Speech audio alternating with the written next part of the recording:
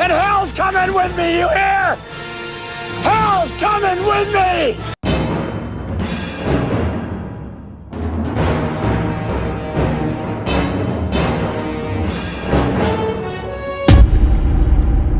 Gentlemen, let's broaden our minds. Lawrence?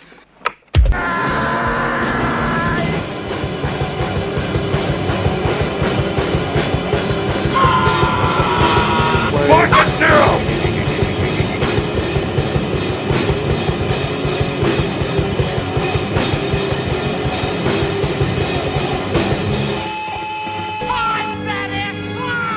This is Video Store Clerks. Welcome to the store.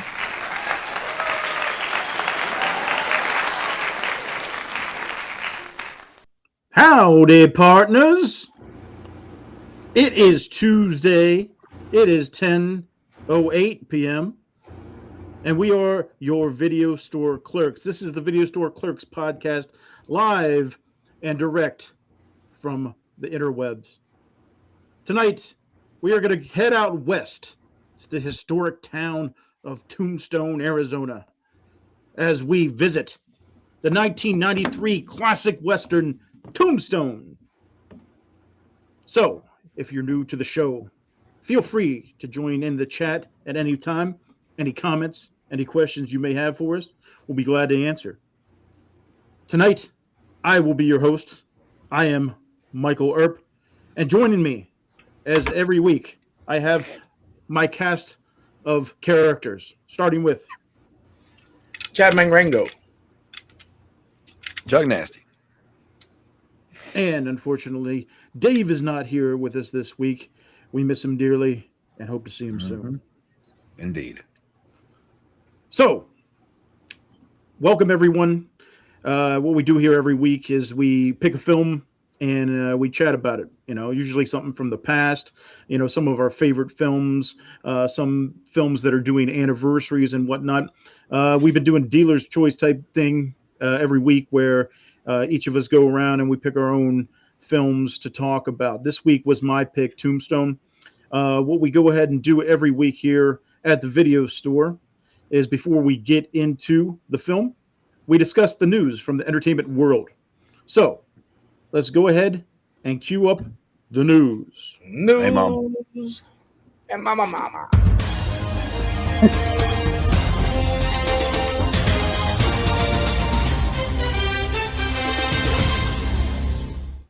In the middle of a conference call when a squirrel emerged from the fireplace.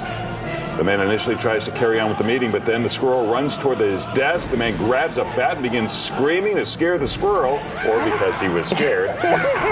The squirrel continues to run and jump around his office. He just has the man random jumps baseball on bat top of chilling. his desk, hoping to get away from the creature. Look at him. Boy, you know what? Did I tell you when a squirrel jumped on my head once? You have birds jumping on your heads and squirrels? Squirrels jumping on your head? That sounds nuts. Oh, I'd catch that little bastard. I would catch the little bastard. Do you remember breakfast activities? Remember what? No, that was the poster he had. Anyway, Remember in the kicking 90s. off, Chad Mang, in your possession is the top 10 domestic gross box office for the past week. Go ahead and hit us with that information, please. All right, my good sir. Number 10, we have Is God Is, which is the new film about the sisters that try to get revenge for their mother getting burned up. We saw the trailer during Scream 7. I think it had Vivica Fox was the mom. Yeah, it looks all right, actually. Looks interesting. Yeah, I'm not mad at it. She looks pretty dope. I'm down. Number 9, In the Gray. Is God Is did 2.2 million. I don't think I said what it did it? No. But number 9's In the Gray. It did 2.9 million. I don't know what that is. I've never heard of it either. Yeah, I don't know. Number 8, Top Gun. What? Re-release. Did 5 mil this weekend. Never heard of that either. Yeah. I whenever I was at Cinemark a couple weeks ago picking up popcorn buckets, I saw that they had some Top Gun popcorn buckets. They had the helmets for Goose and Maverick, which were pretty cool, but I didn't want to pay that much money for them. But how much were they? Like 40 or 50. That'd be pretty dope, though. Yeah, they're like smaller helmets. They still got them? Probably not. I don't know. They got the Mandalorian and Grogu stuff coming out, and then Masters of the Universe queuing up. So, right. Which I saw the trailer for that, and I don't look very thrilled about it. Well, then you're in the minority. Okay. I mean, I also don't really give a fuck about He-Man as much as you all do either. So, well, He-Man, near and dear to our hearts. He-Man. Number 7, Project Hail Mary did $4 million this week, doing $335 million the last 9 weeks. Pretty solid. And number 6 is Mario Galaxy the movie, did $4.5 million this week, doing $419 million the last 7 weeks. Number 5, Sheep Detectives. I do want to see that. That shit looks funny. I don't give a fuck. It does look funny. $9.5 million, doing $29.8 the last 2 weeks. Number 4, Mortal Kombat 2. Did $13.3 million this week, doing $62.2 million the last 2 weeks. With number 3 being the newcomer Obsession, did $17.2 million this week. Getting great reviews. I've heard nothing but good things. I've heard nothing but good things. Even over like on Troy Talks, he even did the review on it, and it was pretty dope sounding. Yeah, a lot of people were saying that it's way better than they were expecting. Like my buddy Chris, he went and he was like, dude, he's like, I can't wait for you to see this movie. It's going to be so much better than when you think it's going to be. And I was like, all right. So I'm curious about that. Yeah, if you get a chance, go over to check out Troy Hill's channel and peep his review on the movie. But number 2, Devil Wears Prada 2 did $17.8 million this week, doing $176 million the last 3 weeks. And number 1, back on top, don't stop till you get enough, Michael. $26.1 million this week, bringing it up to $283 million the last 4 weeks. Come on. Calling you out, Chuck. She said you used to like He-Man cartoons. Yeah, I did. Yeah, when I was a kid. Yeah, of course I used to like He-Man. But the thing was, though, is I wasn't a diehard though.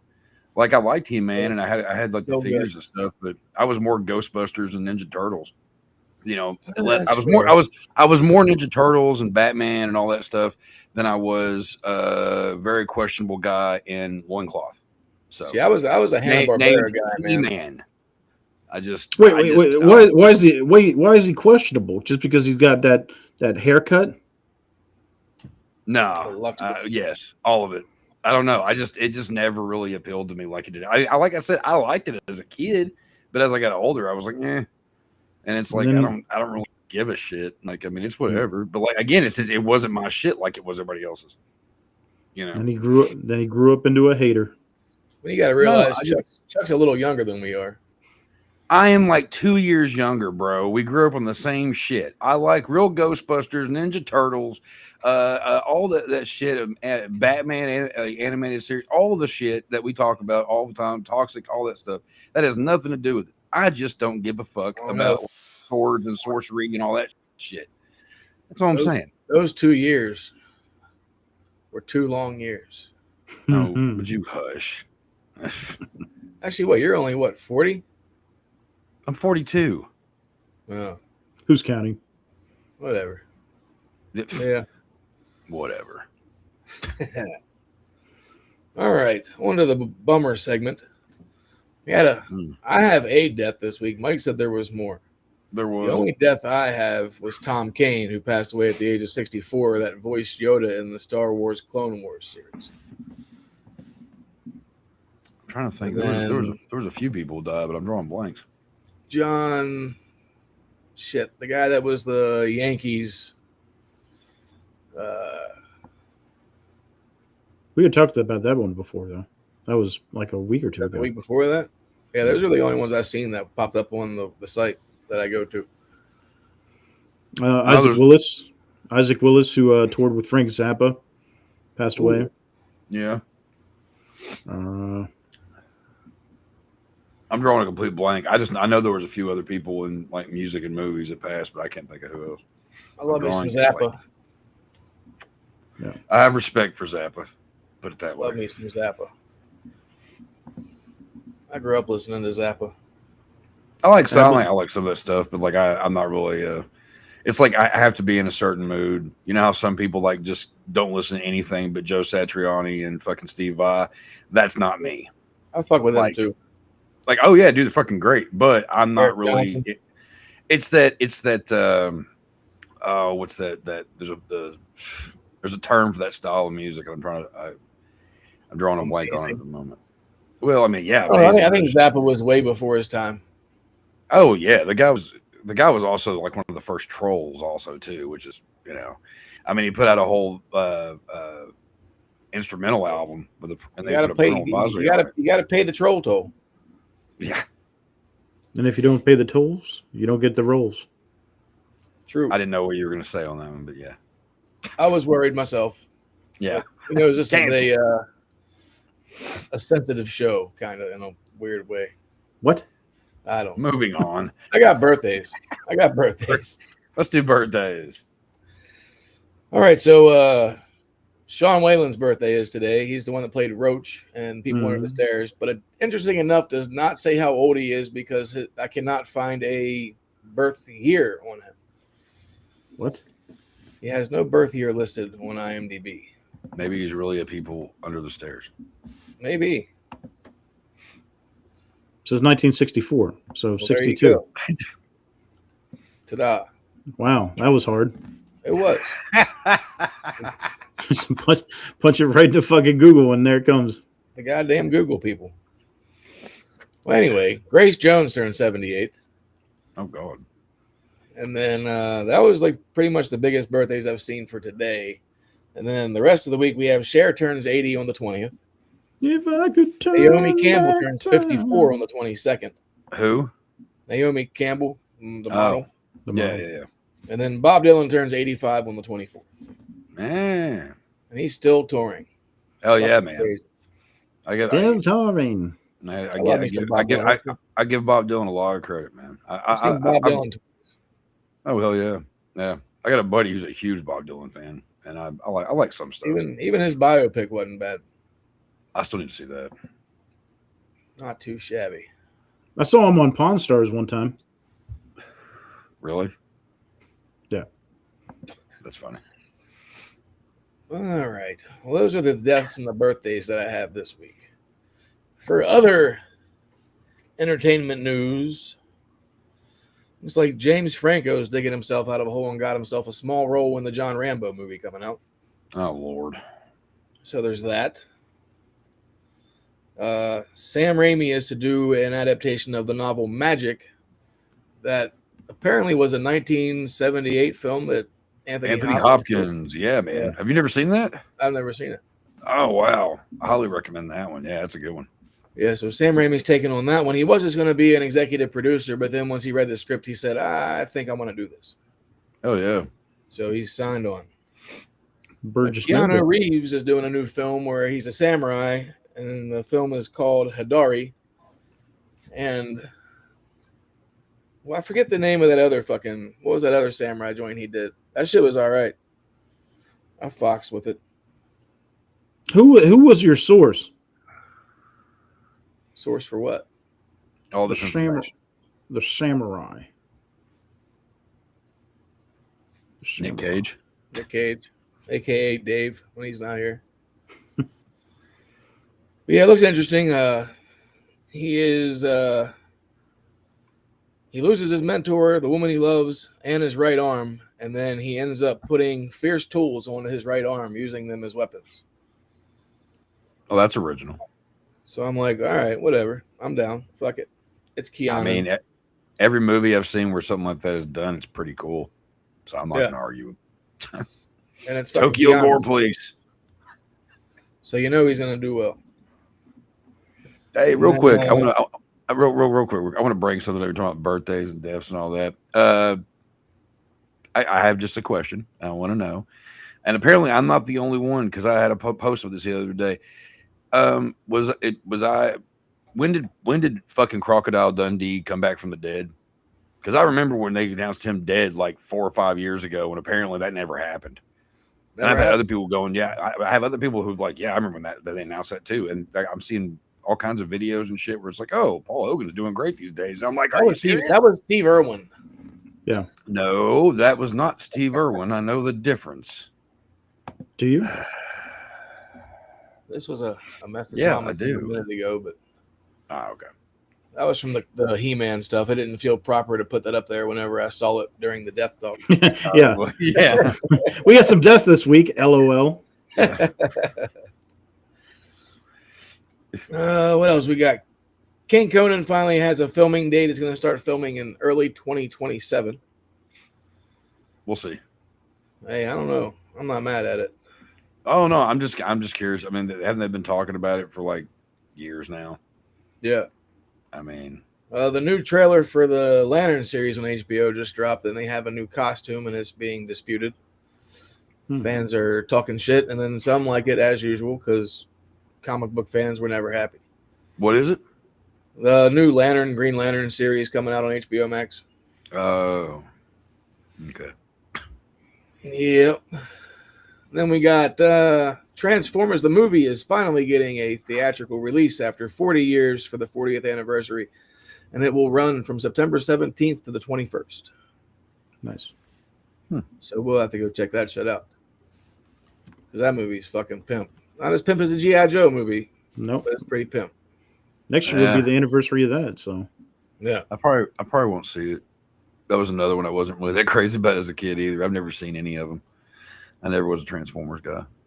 And then FX is going to be doing a new series, but it's a prequel, and it's called Very Young Frankenstein, which is a prequel to Mel Brooks's Young Frankenstein.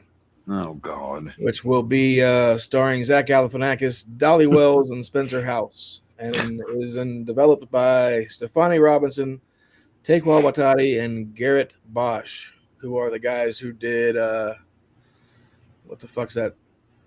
In the Shadows, or What We Do in Shadows. What We Do in the Shadows. Vampire joint. I could be all right then. I mean, if anybody was going to try to do something. Yes, yeah. I mean, I kind of had your response whenever I first heard it, and then I saw who was doing it, and I was like, okay. It kind of makes sense with them. And Mel Brooks is going to be a producer on it, so okay. Actually has his hand in there. The producer. You know what I want to see? I want to see Mel Brooks and Lloyd Kaufman do a movie together. They wouldn't be able to get along though, I guarantee it. But yeah, that'd be cool. Definitely not. No. And then, as we were talking about Masters of the Universe, so far the reactions are positive. People were very surprised that it's the movie that they watched instead of the movie that they didn't know they were going to get. So we have that. Everything positive except this guy. Hey, don't worry. If you can see what finger I have at pointed your way right now, Mike, you know exactly my opinion on this one. The pointer finger. I'm just going to bring this back up. Yeah. God, you all make me sound worse than I really am. No, you do good But job. instead of waiting till the end, I will let everybody know now that we will not be doing a show next week. Why not? Taking the week off because Mike is running away to another place. He's going to the Vegas land and play some poker. Well, sure. And see, come back with lots and lots of human monies. But Excellent. We will be back on June 2nd, and we will be doing the original 1987 Masters of the Universe with Dolph Lundgren, Courtney Cox, Meg Foster, and Frank Langella. Can't wait. So that way we can compare whenever we go see the new Masters of the Universe that weekend. Well, I And I'm sure Chuck will have plenty to say. I'm sure. It'll be a fun show, and plus we should have our very good friend who is the host of Horror with Sir Sturdy on that same episode. Mr. Sir Sturdy himself will be joining the Clerks that weekend. I mean, you never know. Just like some things that we've watched on here that I haven't seen in a long time. I could watch this and immediately be sucked back into my childhood. Like shit can happen. So. Probably not, but I'm trying to be positive, Michael. Okay. No, you're fine. Have more than just Sturdy as a guest. Who knows? You're fine. I welcome it. I was just telling, I think Chad the other day that I can't remember the last time you did one of the rants because we've been doing so many films that we liked. Like even with Nacho Libre, you didn't really go on a rant about it. You were just like, every other film in the world is better than this. Yeah. I was also incredibly stoned, and I didn't have the energy at that moment. And also, it was just funny that I was just comparing everything else and saying everything else is better. That made me laugh a lot, actually. It was funny. It was, and it won't be the last time. But you're right. You're right. With that being said, I am done with the news. Done with the news. All right, thank you, Chad. That was very informative, and we're gonna move on quickly. Here's Dave with the weather. All right, that was great. All right, rain. The main course for this evening, we're gonna go back December 25th, 1993, Christmas 93 is when Tombstone came out in theaters. Wow. Directed, well, technically he gets the credit for directing it, but George Cosmatos was the one that's credited, even though it was written by Kevin Jarre, and originally he was directing the film. This was his project. This was his baby. They actually filmed 4 weeks with Kevin Jarre as director, and decided to get rid of him. So everything they had filmed in that 4-week period never got used. Hit the cutting room floor. I wonder. I'm kind of curious. Whenever I heard about that, I'm like, I wonder if that's like in a vault somewhere. I would have loved to seen that additional footage, and seen if, because from the interviews I've seen with like Michael Biehn and all, they talk about how there was a lot of stuff that was cut out. A lot of stuff with his gang and with the women and love stories and stuff like that. And so it might have been stuff that wasn't as interesting, but you never know. Like I said, 4 weeks of stuff could be a lot there. But yeah, from what I've heard, George Cosmatos was a pain in the ass to deal with. Like nobody on the film really liked working with him. He was very, from what people have said, he was very disrespectful, especially towards women. So I think Michael Biehn said, like, during the entire filming, he only said 5 words to the guy, and 3 of them were like, "Go fuck yourself." So that just illustrates how kind of people thought of him, and it was more of a collaborative thing, because there was so much chaos once Jarre had left and Cosmatos came in, and they were doing a lot of reshoots and second groups filming. Like there was all kinds of people that were kind of had their hands in the process. With Kurt Russell being one of the people that kind of stepped up and helped bring that all together and keep it going forward. So a lot of people praise him, and we just mentioned this last week, man. This is like a who's who of freaking actors in this film, man. And we'll get to that momentarily. But 1993, this was kind of a revival time for westerns. We had the heyday of the western back in the 40s, 50s, and 60s, and it kind of trailed off for a little while. And then we had that revival in the late 80s and 90s. Films coming back with a kind of a fresh look, a more modern look. You had stuff like Unforgiven, Dances with Wolves, Last Mohicans, Young Guns 2, and obviously Tombstone is revered as one of the best among those. Yeah. What about you, Chuck? Do you remember anything from the first time you saw this, or early on? Like, what were your thoughts whenever you first saw Tombstone? Actually, I was really surprised when I first saw Tombstone, because I was never really that big into like westerns that much. I like some stuff, like I've always been really picky about it. But I remember the first time watching this, just loving it. I mean, I just thought like the acting was so damn good. Like everybody was so convincing. Like I don't know, I loved it. And of course, Doc Holliday, everybody was like, "Oh, he's like the coolest sick guy ever." Yeah. You know, but yeah, no, I just remember really enjoying it a lot. You know, What- and there was also I had a few friends of mine that were kind of we had this weird like not what's the word I'm looking for, argument or whatever, where it was like you had Team Tombstone and Team Young Guns. Sure. Yeah, and it's like, man, I love them both, but I mean, Yeah, I couldn't pick one or the other. Ain't no way. I mean, they're both damn good movies, but honestly, when it comes down to it, I think Tombstone is probably the better movie out of them both. But they're both so damn good. I love them both. Yeah. Yeah. Young Guns is just so much fun. You know, it's with Billy the Kid and all those guys, it's more of a youth thing, I think, as opposed to you have, Kurt Russell, Sam Elliott, Val Kilmer, and Bill Paxton kind of leading the charge in this group. And, it feels a little bit more grown up. The storytelling is a little bit more accurate to what actually happened historically.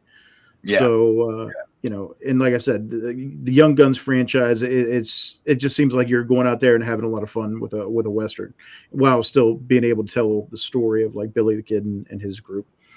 So, Chad, was there anything that you remembered about Tombstone when you were growing up? Well, I remember when I was a kid and like my grandfather loved Westerns, which is why I've seen some Westerns, but I was never a big fan. Just very touch and go kind of thing. It depended on what it was. But I remember like I knew who Wyatt Earp was and shit from school and everything, so we had to do the reports and all that shit. But then I remember watching one time with my grandfather, like Wyatt Earp came on, and we had watched Tombstone, and then Wyatt Earp came on, and I was like, oh sweet, this is that movie or whatever. And then we watched that, and then we were both like, that wasn't the movie because that movie sucked. And then Right. And then I found Tombstone again, and I'm like, oh, fucking sweet, this is the movie. And like Chuck said, like, Val Kilmer playing Doc Holliday was way better than Dennis Quaid's fucking version of Doc Holliday. Oh, for sure. Oh, Like, yeah. I know they said, like, at first it was supposed to be, Christopher Walken.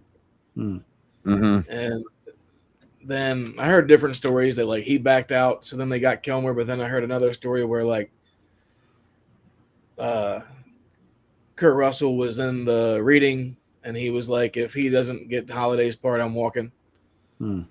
So I mean, that's probably just depends on which fucking kind of like news you find about the movie. But Tombstone was definitely the better movie between the two of that and Wyatt Earp. Oh, but yeah. I definitely always dug this movie. And Mom, I forgot about how every person that's in this just about is like a big name. Until rewatching it last night, and it's kind of funny because like there's even some people that are in it that didn't really get really that big until like the last. All right. But I lied. It wasn't Christopher Walken. It was Willem Dafoe. There you go. I know Michael Biehn had said that Kurt Russell was the only one locked in whenever he got offered the script. And whenever he read through it, they asked him what role that he wanted to go out for. And he wanted Doc Holliday. And they kind of shied away from that. They were like, no, I think they have somebody else in mind. So I think, like you said, with the help of Kurt Russell, they had their hearts kind of set on Val Kilmer, which was the perfect choice. It's definitely the way to go. He should have got a freaking Oscar for this performance because it's so iconic.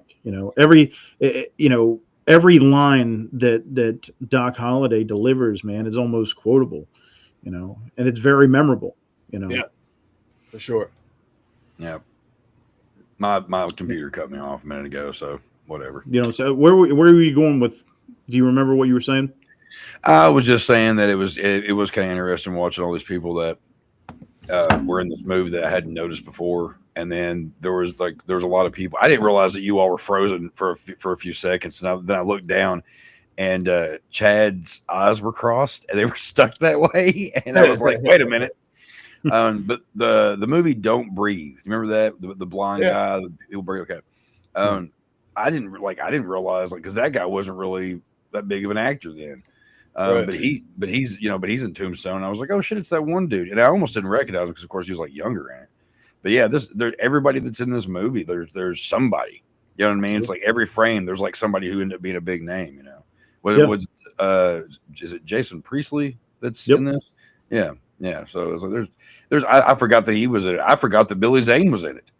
I was like, fuck, all right, shit. I knew Billy Zane, but I know I saw Frank Stallone flopping around in the background at one point. Yeah, I totally forgot about Ib.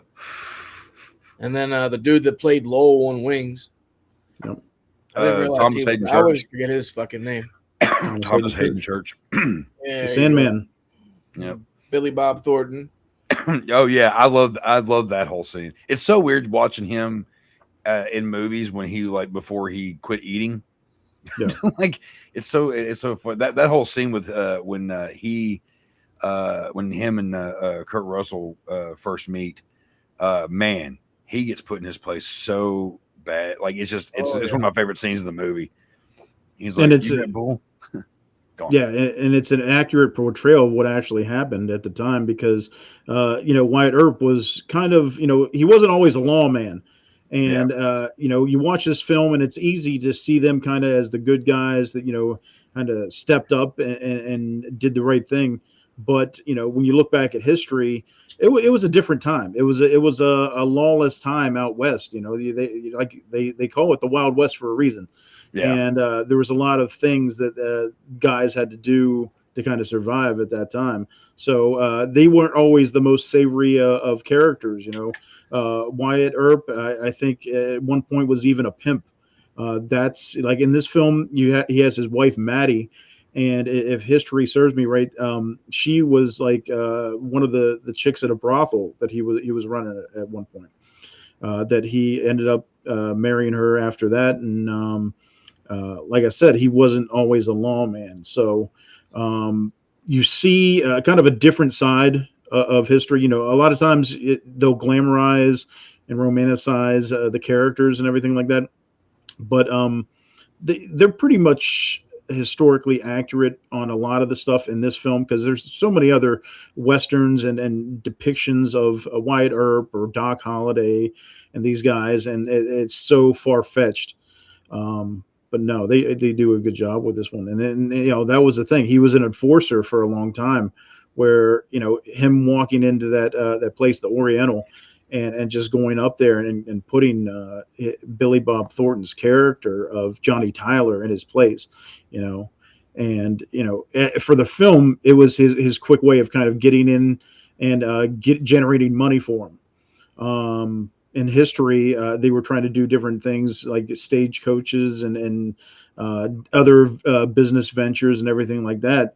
The film starts off, Tombstone here, with them, Wyatt Earp's retired from being a lawman and he's heading out west, for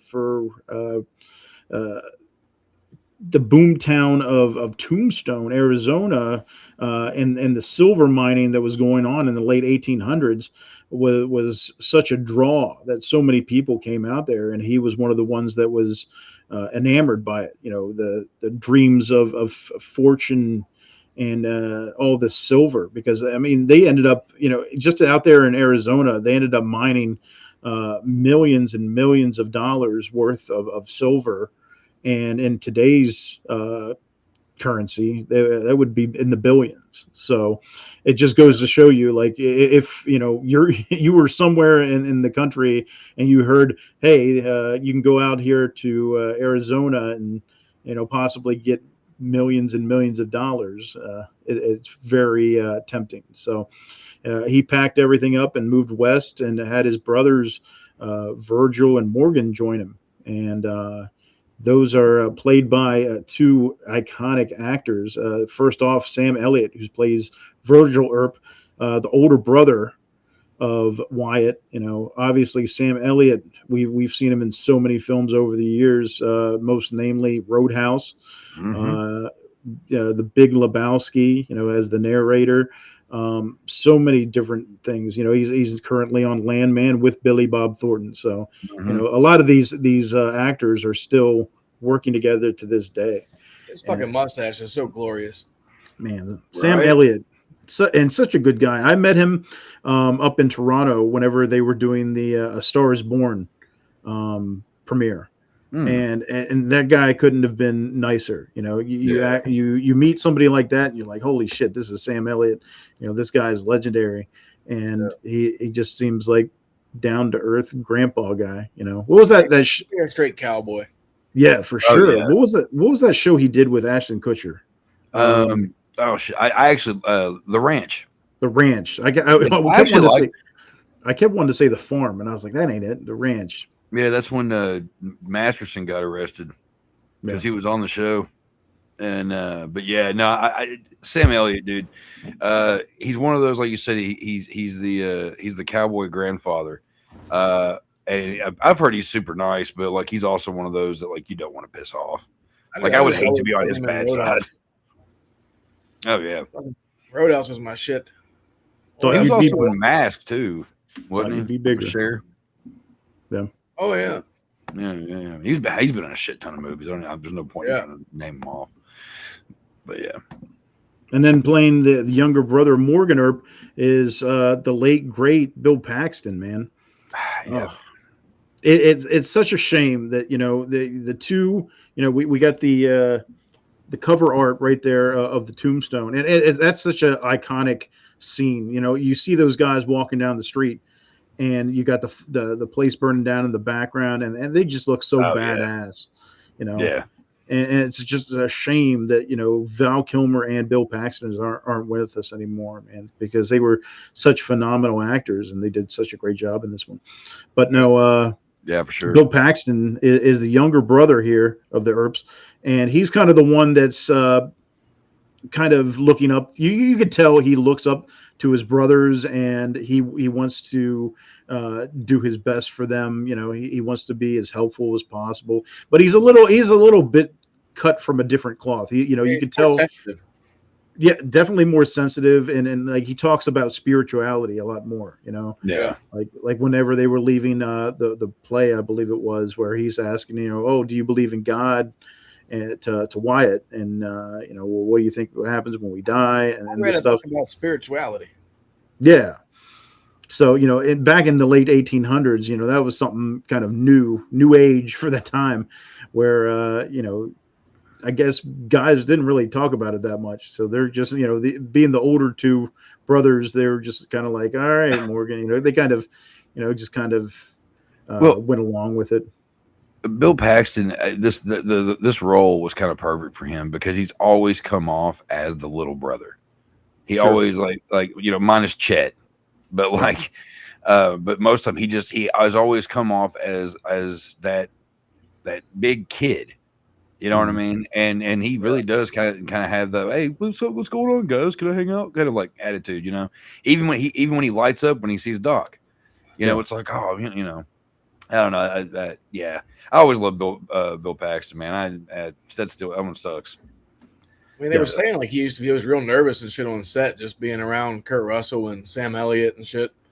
Wouldn't you be? I mean, well, yeah, but I mean, he was still trying to like kind of get his acting chops like established. I mean, he did do quite a few movies up until then, but I mean, just being around them too, like just the star-studded cast that it had, like. Oh yeah, like his hands and shit would be shaking, and he was more like Morgan than anyone actually thought. I was getting ready to say him as an actor being around Kurt Russell, Sam Elliott, probably felt the same way that Morgan felt around Wyatt and Virgil. Because in the film, the character, the actual person, Wyatt Earp, his reputation precedes him. Whenever he introduces himself as Wyatt Earp, and the barkeep is kind of like right. Yeah. It's like, no way you're that guy. That guy's a legend. And I would imagine that Bill Paxton probably felt a lot more like that character than anything. So he does such a great job with Morgan. And obviously Bill Paxton, he's got the laundry list of films that he's been in: Aliens, Twister, Apollo 13, Frailty.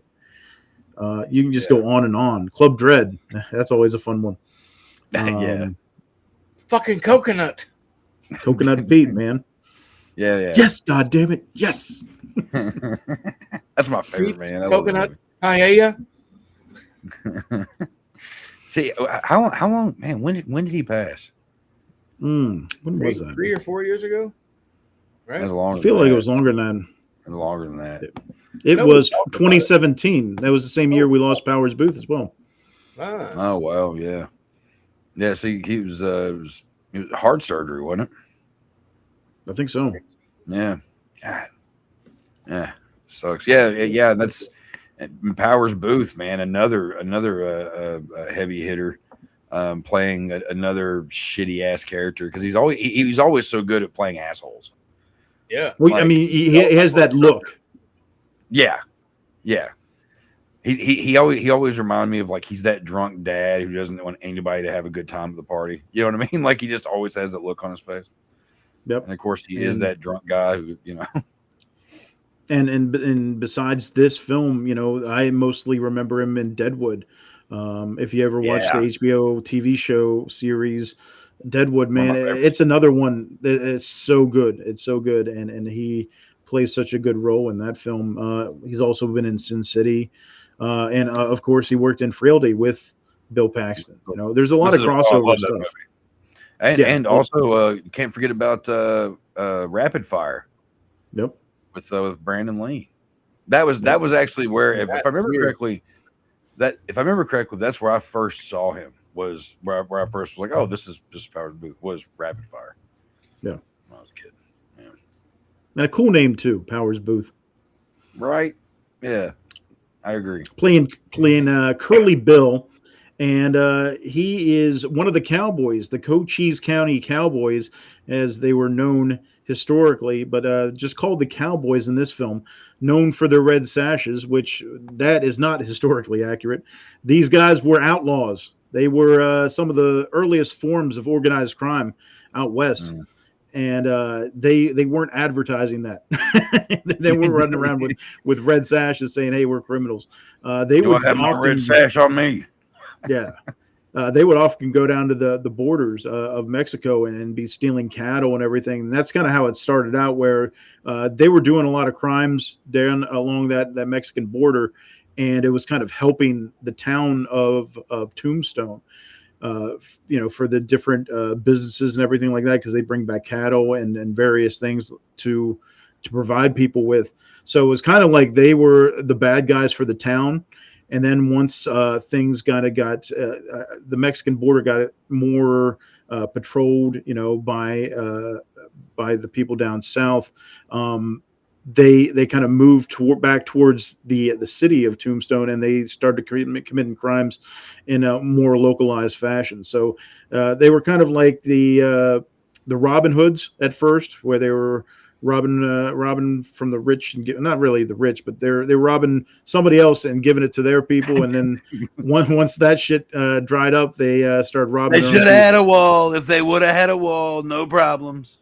You know? I don't know about that, but.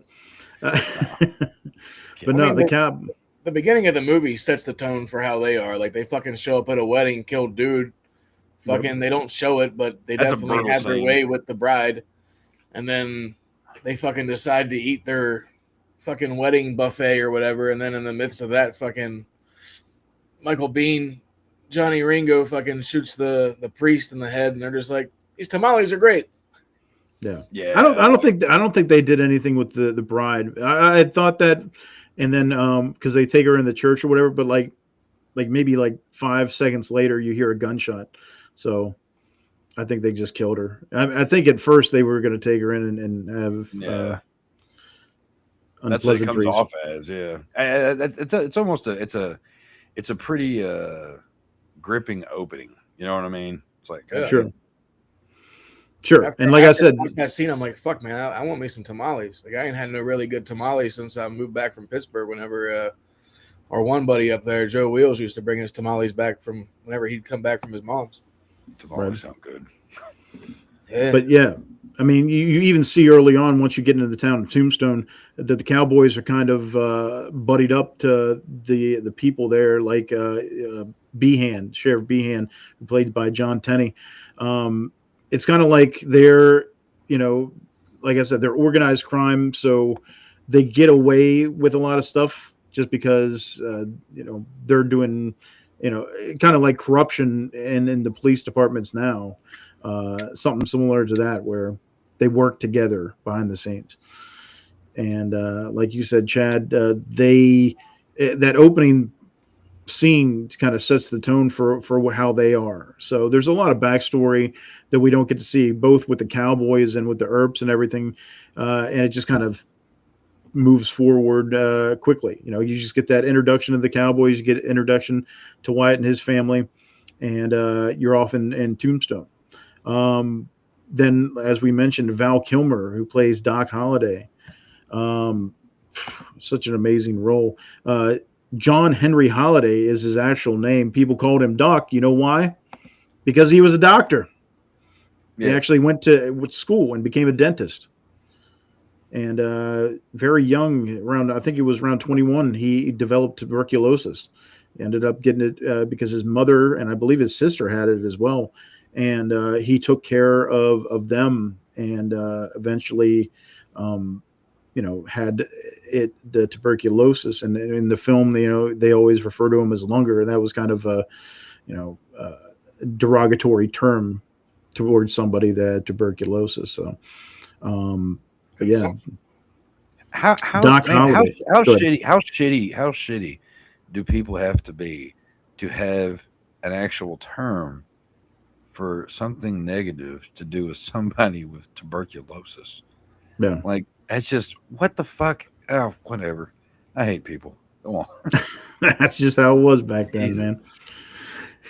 But yeah, man, Doc Holliday, he became good friends with Wyatt Earp in real life. Wyatt Earp was hunting down somebody we talked about on Young Guns, Dave Rudabaugh.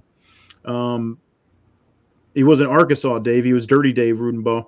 But Wyatt Earp was trying to hunt him down, and at one point he was confronted by Rudabaugh and his gang, and I think he was outnumbered, and Doc Holliday just happened to be there. And it's kind of like the scene in Tombstone where he has the gun to Ike's head. You remember Ike Clanton, where he's got the gun to his head, and he's like, put your weapons down, or I'm going to kill him first. And Ike's trying to convince all the other cowboys, like, yeah, he's going to do it, guys. Put the guns down. It was kind of that situation with Doc, where he convinced those guys to put down their weapons and saved Wyatt Earp's life that day. So after that, they became good friends. And, because of the tuberculosis, Doc decided to kind of head to the southwestern part of the United States, not only because he was invited by Wyatt, but he felt that being down in the Southwest with the climate, it might actually help him with his tuberculosis and his breathing and everything, his respiratory issues. But once we see Doc Holliday in this film right out the gate, you learn a little bit about him. Obviously he's sickly, but he was a very passionate gambler. That was his profession, and it was a respected profession at the time. And with him having tuberculosis, it was kind of one of those things where he was on borrowed time. So he was just going to live every day like it was his last, and that's what you kind of get from this character. Seeing him gambling and drinking, Kate, his girl, kind of being his right hand, helping him along the way. And it's just such a fun character, from the beginning, where he's sitting there and he's playing poker with these guys, and he's kind of having fun with them, because he was a very educated man, and he kind of liked kind of trolling these guys at the poker tables just to kind of piss them off. If you're a poker fan and you know who Phil Hellmuth is, along those lines, Phil Hellmuth is a poker player that likes to provoke his opponents, because once they kind of get emotional or mad towards him, they start making mistakes and kind of going after him because they're so kind of angry with him. And Doc Holliday kind of has that similar demeanor. He's going back and forth with this guy like, oh, that's a peach of a hand, and and all this stuff. I love not only his accents. He worked with an accent coach to get that. He wanted that wearing a bustle. How lewd. But yeah, he worked with a voice coach to get that down. He wanted to have this like Southern aristocrat type voice, something different, if you will. And it's very enchanting from the beginning. Like I said, Kilmer went all in on this role, man. Yeah. Oh yeah. And the progression, that you see throughout the film, just him getting more sickly as it goes along, and that's tough to kind of play it. That's dying on screen. I don't know what you have next. Oh yeah. Yeah.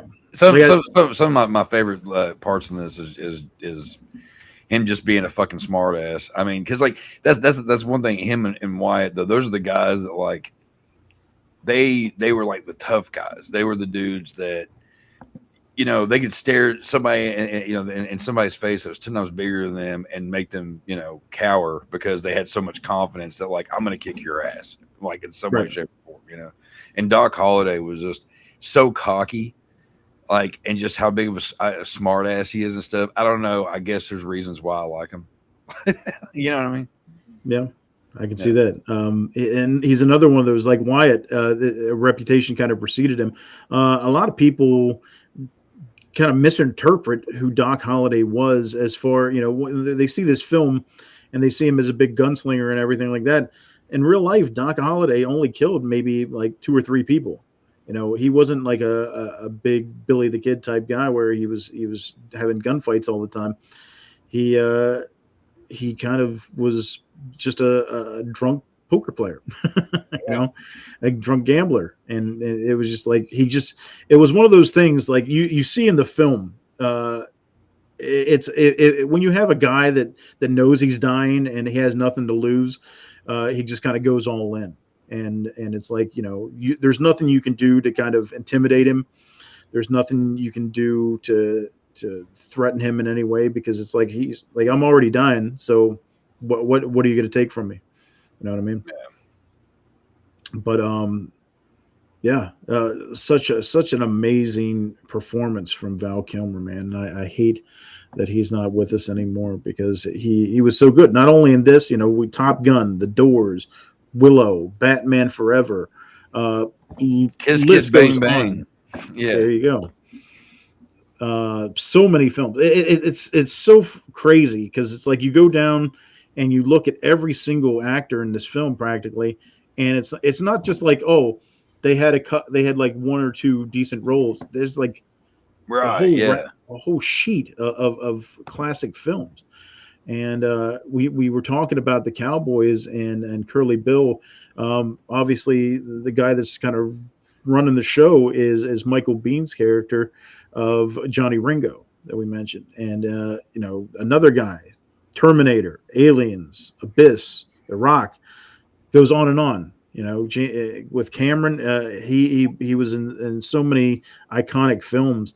And it's kind of crazy when you watch this film, because I mean, with the mustache and everything like that, it's almost hard to tell it's Michael Biehn. You know what I mean? Yeah. And he's a little darker complected too. Yeah. So it's like if you think of like Reese and Terminator, and then you go and watch Tombstone, you're like, that's him. But I love that kind of thing with an actor where they seem different in each role. Because you don't want it to be like a Jason Statham or a Will Smith, where it's like, I'm Will Smith playing the same character, but it's just a Will Smith-esque character. Yeah, it's Statham, you motherfucker. Statham. You can't see the face I'm making. Johnny Ringo, man, is another what he calls him. Doc calls him the deadliest pistolier since Wild Bill Hickok. But yep, it's official. I hate this man. that whole scene, that whole scene in the he's been drinking, where he, when Ringo does all his little tricks in the bar, in the casino, and then Doc Holliday pulls out the cup and starts doing all that, and like so good. And he's just amazing. He's just as amazing with the cup as he would be with a gun. And sure. I wonder how many times they had to do that shot. Like how many times he had to do that without dropping that. I don't know, but I know. I tried it a few times. I know you all had to have tried it before, at least once in your life. I've been playing with my gun ever since this little fake cap gun thing. It's fucking crazy. But then it was dope though. That whole scene where they're speaking Latin and shit. Apparently Val Kilmer literally did his homework and he wrote the whole fucking speech of that they both did in Latin or not Italian. Yeah, Latin, not Italian. We don't need trouble in any language here, fellas. Yeah, because the whole place is kind of look at him like, what the fuck are these guys talking about? It's oh, he's a educated man as well. Yes, I hate him. I like it when they first get in town and they run into everybody. When Johnny Tyler, where are you going with that shotgun? All that whole shit, and Wyatt Earp introduces Doc to the sheriff or whatever, and he goes, "Piss on you, Wyatt," or whatever. They just, you could just, I don't know. And he's like, "Excuse me if I don't shake hands." I don't know. It's just such a cool character, man. Great acting job. Yeah, apparently he was in character all day, every day. He never. I would be too. It's too good of a character not to be like that. That would have to be the greatest thing about being a character actor is you get some of these great roles. It's just well, I have an excuse to be this all the time, and everybody will just accept it. Well, they even said he would not breathe whenever he would say his lines, so that way it was his lungs were filled with fluid. Oh wow! Michael Biehn tells everybody he's like, I never met Val Kilmer, right? Because he was always in character. So he was always, anytime he was working with Val, he was working with Johnny or with Doc Holliday. So it's crazy to think that you're in a film this historically famous and you have this scene that everybody remembers, and multiple scenes with this guy that everybody remembers, and it's like, oh, I never even really knew the guy. I wonder if Kurt Russell, do we know if Kurt Russell was in character? Was anybody else that stayed in character that whole time in that movie? I wonder. He was the only one really that I heard mentioned. Yeah, I didn't hear anybody else that was kind of playing. Oh, okay. I didn't know if there was some kind of weird pact they had to stay in character the whole time. No, I think Val was. Because Mike said too, Kurt he pretty much took the job as director, even though he was never credited for it. Oh, true. Yeah. He was the glue that was keeping everything together. Once they got rid of rewrites and everything else, getting rid of Jar and dealing with Cosmatos. It was just everybody was kind of going to Kurt being like, hey, because he's the guy, with you don't have this film without him. If he walks, then Kurt Russell's hair almost makes me wish I had hair. Yeah. Right. Yeah, that's true. That is true. Man, he to this day. There's something about Kurt Russell in this movie, and I seen it in our little group chat that we have.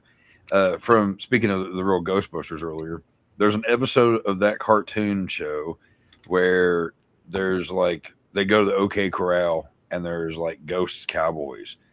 And that is one thing that I thought of when I was rewatching this. When you first see him, he has this look in his eye. It's kind of dark or whatever. I'm just he looks fucking evil. What does that remind me of? And I was like, holy shit, he looks just like the real life version of the cartoon character that was on there. No. Yeah, sorry. random. Nah, man, it's good. It's all good. But yeah, man, Kurt Russell leading this whole charge as Wyatt Earp, dude. It feels like every film that Kurt Russell has done has been big. You know, this guy's been a movie star since he was a kid, man. I remember him talking about doing scenes with Elvis. You know, it's crazy to think how much stuff he's been in, and just legendary. And this is another one of those performances that between him and Kilmer and this, man. It's one of the best westerns of all time.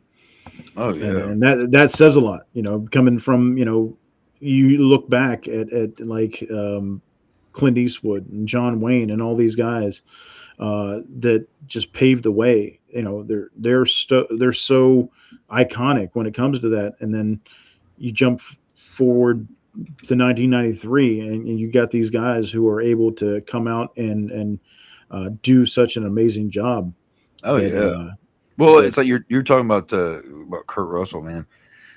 He's another one of those where like he's played every type of, like, he can play any kind of movie. You know, sure. He's done the super, like, you know, serious roles. He's done the real goofy, like, you know, comedy roles and shit like that. But, like, you know, he's also Snake. You know what I mean? Like he's done so much stuff. He's one of the last, like, true actors, like the old school actors. Same with Sam Elliott, you know. Yeah, like I remember, what was that shit where he kind of like plays like the weak ass dad or whatever? With Ray Liotta, Unlawful Injury. Like, even in that movie, he fucking kills it, and he's just some little weak dude or whatever. But it's badass. He definitely plays one hell of an actor. He plays the family man to the T. And plus, he's in The Thing, so. I mean, yeah. Escape from New York, Escape from L.A. You can't fuck with Jack Burton. Jack Burton, Big Trouble, Little China. Stuntman Mike, you know, Death Proof, and shows up in Once Upon a Time in Hollywood. Shows up in, like I said, everything. Like Hateful Eight, the Hangman. Just an icon of cinema, man. So, and this was in what Guardians of the Galaxy 2, I think, right? Yeah, he's what's his face's dad. Yeah. So I mean, he's played pretty much every fucking role imaginable. Yep. And I also like that. Oh, sorry. Go ahead.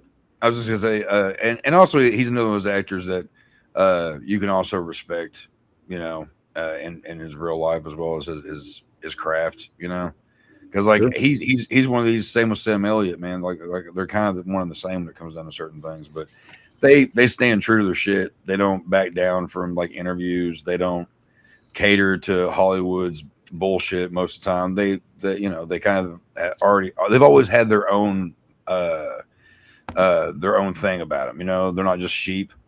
Yeah. You know, there's a lot you see it more than any these days.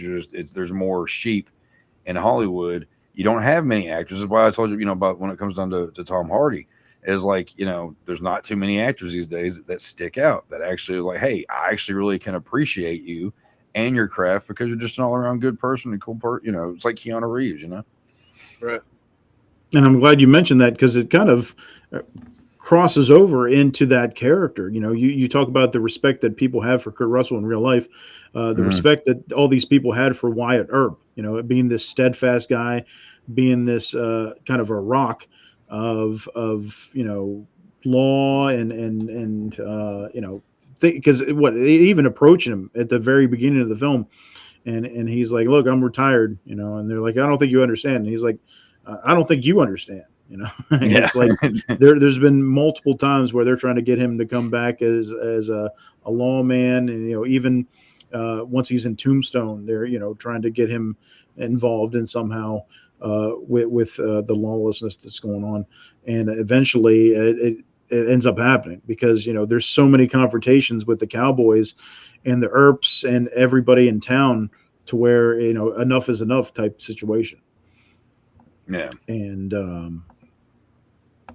yeah, man. It's like you were talking about that scene where Wyatt Earp has the gun to Ike's head or whatever, but it all starts out with Curly Bill fucking being in the opium tent, getting all fucked up, and then just walks around shooting and everything. And then he just kind of takes control and walks over and fucking smashes Bill in the head. Yeah. So you can tell from there, like, he's definitely, even though he's not trying to be a lawman anymore, like it's in his blood. Yeah, that's what I was going to say. Yeah. Once that mindset's there, it's hard to get rid of it. Yeah. Curly Bill's same with his brothers. Like, they realize they're just making money off these people and they're fucking running scared. So that's whenever Virgil's like, yeah, fuck it, I guess I'll have to start working with the law again. Yeah, he actually just becomes the law there, where he's, he shows up and he's got the badge, and Wyatt's like talking to Morgan. He's like, talk some sense into him or whatever, and then Morgan pulls back his. He's got the badge too, and he's like, shit, and it's like he can't escape it. As much as Wyatt wants to like settle down and have a family and a regular life, it's kind of like The Godfather. He just keeps getting pulled back in. And he can't escape it. But yeah, man, Curly Bill is just tripping balls, going out and shooting shit up, and that shit cracked me up. Yeah, he's like, I feel good. Yeah. He's funny. Powers Booth does a good job, of Curly Bill. You see him. We were talking about Mr. Billy Zane, who plays Fabian. This kind of actor that comes into town to do performances for all the locals. I feel horrible for him. You feel horrible for Fabian? I feel horrible for that guy in this movie, like big time. Usually Zane plays characters I don't ever feel bad for. But like, God, he's such a he's not a bad dude at all. And you're like, man, poor dude. People are shitty. Right. And he shows up into town with Josephine Marcus, who's played by Dana Delaney, who ends up catching the eye of everyone in town, but most notably Wyatt Earp, who ends up going on to marry her in real life and also in the film. Well, we don't see the marriage in the film, but we know that it's going there once they reunite at the end. But she's actually with him. It's kind of an odd pairing, because they show up to town and, Fabian's getting off this stagecoach and they see, Wyatt and these guys. And this is kind of new to them, because they're from, I can't remember if they were in New York City or somewhere out east. So they're more city folk, and seeing these kind of Wild West guys kind of takes them back. And she's sitting there and she sees Wyatt. And she's just like enamored by him right out the gate, like, because he's that strong kind of silent type that is both mysterious and alluring to her. And even Fabian makes a comment, she's like, I want one of those or whatever, and he says something about like going to have her pick, and I'm like, are they like a couple, or are they just like really good friends?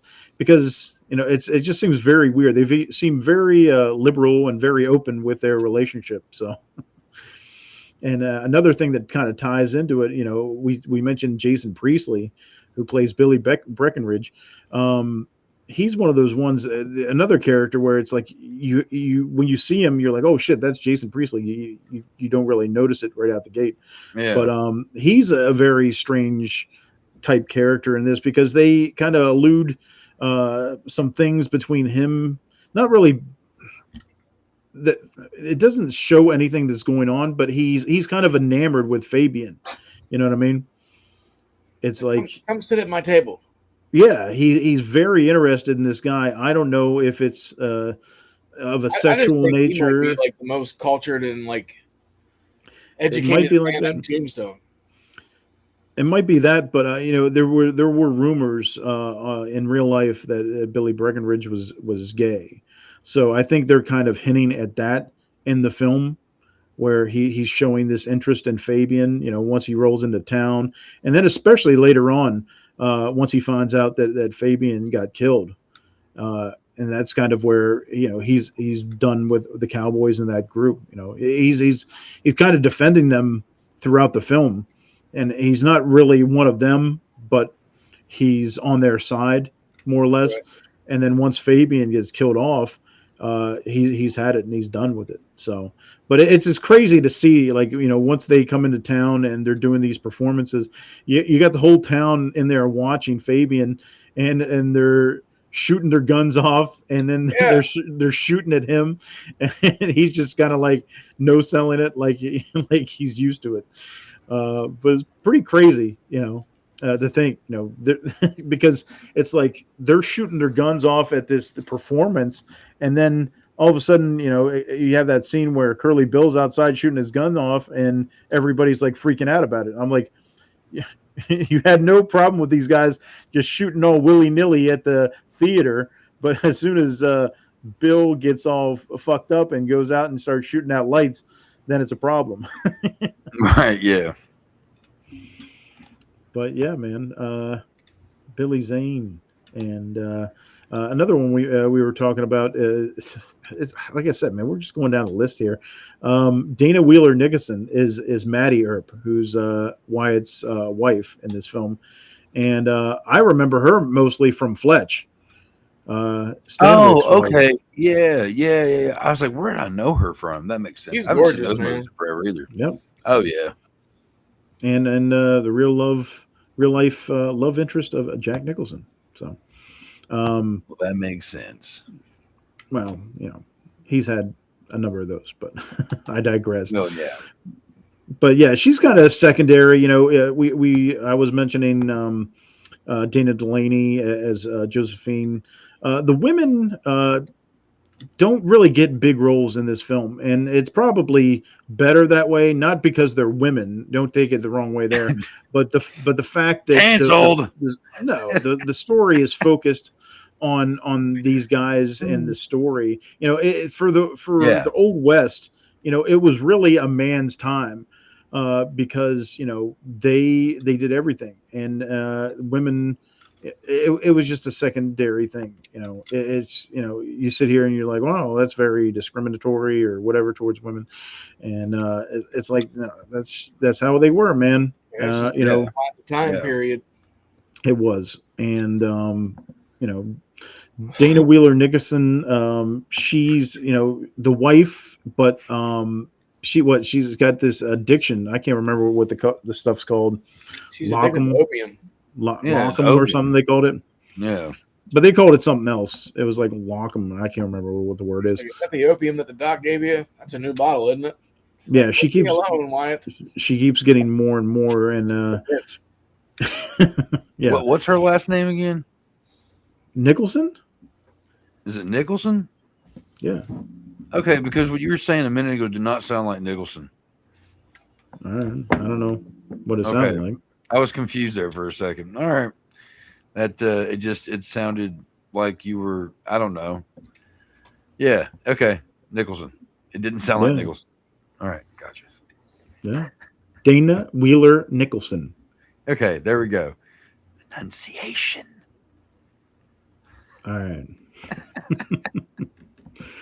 But yeah, they are in the background for the most part, but it serves its purpose. It kind of sets up the love story between Josephine and Wyatt, because it shows how Maddie is addicted to these opiates, and Wyatt, once he meets Josephine and they go out and have like a little picnic together, it kind of opened his eyes to something that he didn't realize that he wanted in his life. And it's just so funny as the film goes along, where it's like everybody is very enamored by her once she comes into town, and then like Doc's confront him. He's like, "Oh, you're a married man. And, what would you do if she came in here right now?" And I'd just ignore her. Yeah. Why it's just like being steadfast. And let's see. Yeah, and then she walks in, and he's like, "Oh shit!" And he's trying. Yeah, he's trying to be the good husband, but he can't help the fact that he's attracted to this woman. Everybody is. So, is what it is. But yeah, they kind of tease him because they can see that he's interested, but he's like, I'm married. But it's like, come on, dude.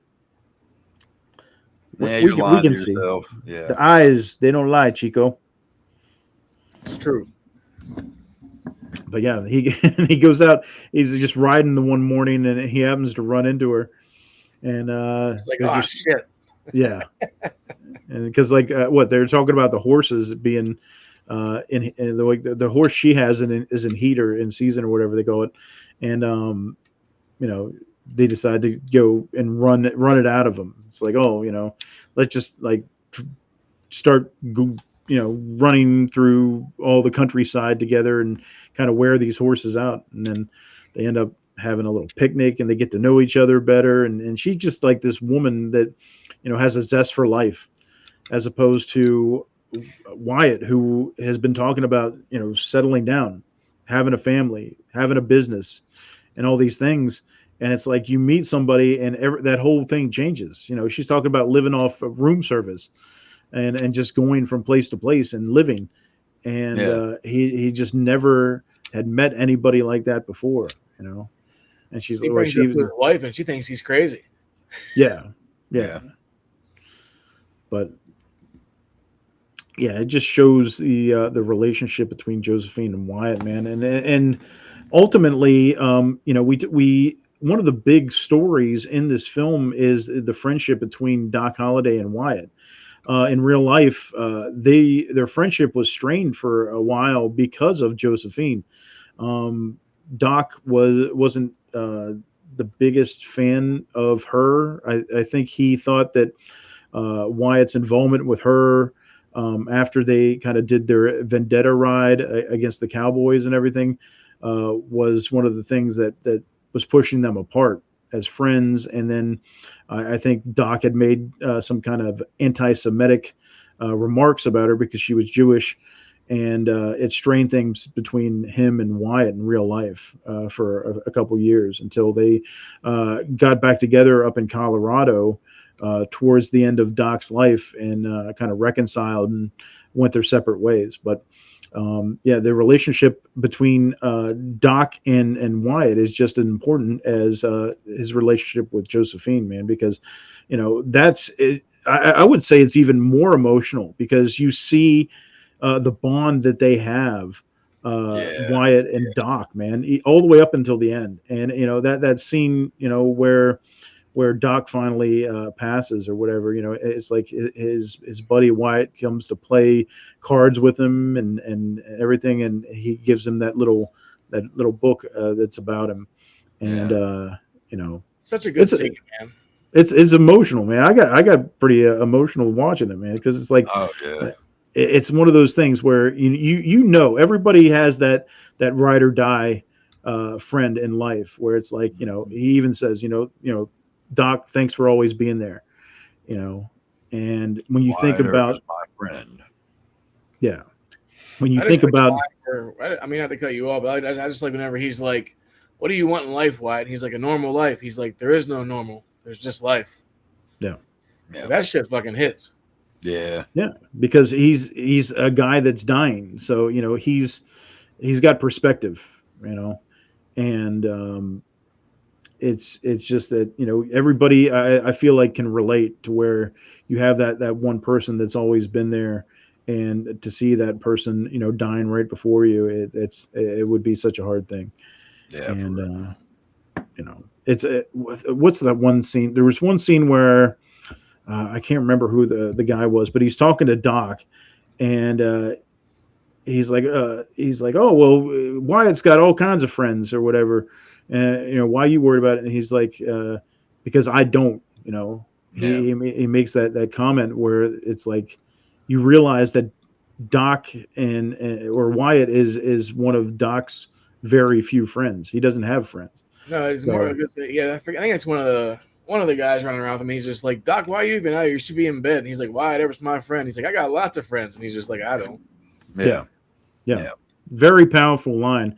And another one of the guys that ends up running around with him, good old Michael Rooker as McMasters, who was one of the Cowboys. But once he saw how dastardly they were, Especially in this film, one of the main things that turned him off was the fact that once the you had the scene once Curly Bill kills the sheriff, and you see Wyatt and the other Earps kind of become the law in Tombstone. There's more friction between them and the Cowboys, and ultimately there's the historic shootout, the gunfight at the OK Corral that everybody's heard of, and it's infamously portrayed in this film where those guys, I think it was Ike Clanton who was the one that threatened the Earps. In the film, it was Virgil, and Virgil was like, "Oh, well, we can't stand for this. We can't have them threatening us and everything like that." And they had already decreed that guns were banned in Tombstone after that whole incident with Curly Bill and everything. So they're like, oh, "Okay, we're going to go over here to the OK Corral and disarm these guys because they have their weapons and they're threatening our lives. So we got to do something about it." And they head over there, and Behan's trying to stop them. It's like, "Oh, I already disarmed them," which wasn't true. But they kept going, and they get to the OK Corral, and you got the Clantons and a couple other guys there from the Cowboys, and it's you have this standoff. Everybody kind of reaches for their guns, and it's like, whoa, and Virgil's like, this is, I don't want this. And they're trying. It's crazy because he's talking like he doesn't want something to happen, but deep down, I think he really does want something to happen. It's like, I want to smoke these assholes. He knows there's only one way to get everything situated, and that's just for them to be gone. Yeah. But you can definitely see the hesitation there. Yeah, man, it's one of the most famous shootouts in history. It only lasted like 30 seconds, and two of the guys died. Everybody from Wyatt's side got shot except Wyatt. And you see that was kind of the mythos of Wyatt Earp for a long time. He was involved in all these different things, and he never got shot. You see it later on in the film whenever they're doing the vendetta ride against the Cowboys. And he finds Curly Bill and them hold up, and they kind of get to drop on Wyatt and their group, and Wyatt just says, fuck it, more or less, and he goes out there and just starts walking with a hail of bullets coming at him. And they're like, they're like, this guy's crazy, and Curly Bill comes out and he blows him away, man. But not a single bullet hits him. They always said Wyatt Earp walked on water that day. Yeah, really. And that's just, one of those things that added to the legend of Wyatt Earp and made it. So, once, the stories kind of got written and shared across the country at that time, he became legendary overnight. And not only from his past, but, everything that happened with the Tombstone is just one thing after another. And I don't know why, like, one of my favorite scenes in the movie, though, is like, whenever, like, Virgil and Morgan are standing there, and then Wyatt's drinking his coffee, then some shit pops off, and then he's kind of like, "Well, I guess you better swear me in." And he's like, "All right." Then he just, like, the next scene, you see Wyatt go into his house, hang up his, like, suit jacket, grab his duster, and then he, like, opens the drawer and pulls out his peacemaker. Yeah. Like, people are about to get fucked. Yep. Like that scene, I don't know why, but that scene always stands out whenever I watch this movie. He's had enough. But yeah, that the fallout from the OK Corral was kind of the tipping point, because they had killed two of the Cowboys, and Thomas Hayden Church, who played Billy Clanton, ends up getting killed there. He was kind of the guy that they had that look in his eyes, and he ends up drawing, and they shoot him. And after those two of the Cowboys, shoot him a lot. Yeah. And after those Cowboys got killed, they can't stand for that. So now it's kind of like turf war, the two rival gangs, more or less, going after each other. The next thing is the Cowboys trying to retaliate against the Earps, and they come after Virgil that one night and end up shooting him. And he ends up losing the loss of his one arm. they end up going into the house and shooting at the women. That never happened in real life, but it was one of those things, what I was getting to with McMaster's, where that was kind of the tipping point for him, where he was like, it's one thing for us as cowboys to fight these lawmen, but once you start going after innocent women, then you've crossed a line that I don't agree with. So him and a couple of the other guys joined up with Wyatt, and that became the Earp Vendetta ride in history, where they decided to go after these cowboys and kind of take matters into their own hands. They became kind of vigilantes. I mean, they were deputized federally, but as you see in the film, Behan on a local level had already deputized a lot of the cowboys, because then they start coming after Earp and them guy and Holiday, because they're like it's like they're killing each other. But they're trying to portray it in a way where the Earps and Holiday are the bad guys, because it's like, we're the cowboys and we've been here, and these guys come along and now they're shooting our boys and all this. So yeah, it's like the OK Corral shooting where Behan's like, you guys are under arrest, and then Wise is like, I don't think I'm gonna let you arrest us today. No. He didn't say shit. He just walks off. Yeah, I mean, what are you going to do? They're the muscle in the town, so right. Who's going to muscle them? Besides the cowboys, and some of them just got smoked. So they come after Virgil, they come after the women, and the same night they go after Morgan and end up, he's playing pool, and poor Morgan just gets shot in the back, and terrible. And that's him for Bill Paxton's Paxton's character, and it's such a another sad scene. Shut that dog up. The dog won't shut up, and trying to get the women out of there, and but yeah, you have that part where Morgan's talking about, it goes back to seeing that light when you're dying, and he's like, I don't see a damn thing. That's such a good movie. Cold fact, man. So now, once Morgan's done, man, it's you called down the thunder. Well, now you got it, man. You get some serious Wyatt Earp shit, man, because it's like they're Wyatt Earp, man. When they're taking Morgan's body out, he's driving that carriage, and he stops right there in front of Johnny Ringo and those guys, and he's like, it's over. And they go, they kind of go their separate ways. But, Ringo is like, oh, send a couple guys and let's finish this. And Wyatt, realizes that, now that Virgil's hurt and he can't use his one arm, they got to get him and the women out of town, because they know the shit is going to hit the fan. And you got that scene at the train station where the two cowboys are showing up, Ike and I can't remember the other guy's name. Frank Stillwell show up to kill Virgil, and Wyatt and them are already waiting on him. So it's like he kills Stillwell and tells Ike, go back and tell him. We saw that. It's such a great scene at the beginning of the podcast where Kurt Russell is like, you tell him I'm coming, and hell's coming with me. You hear? Hell's coming with me. That's a great scene.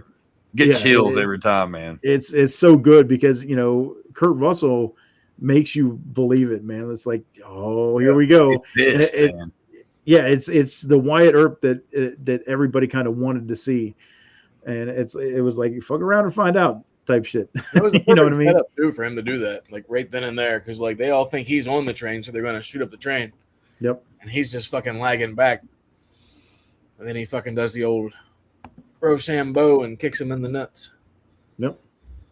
It is kind of funny, like thinking about when the movie, what was it called, Wyatt Earp, the Kevin Costner movie or whatever. Yeah.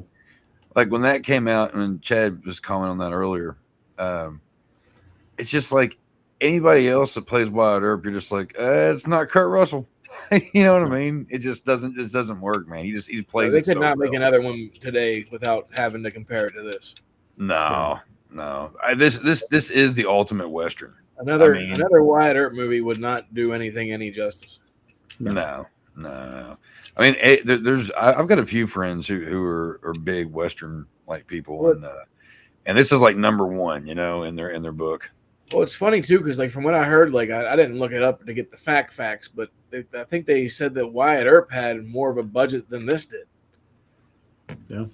I mean, this movie really didn't get a big following until like word of mouth kind of shit popped off. Like, yeah, but didn't Wyatt Earp? I mean, like, didn't Kevin Costner have like everything to do with that movie? I have no idea.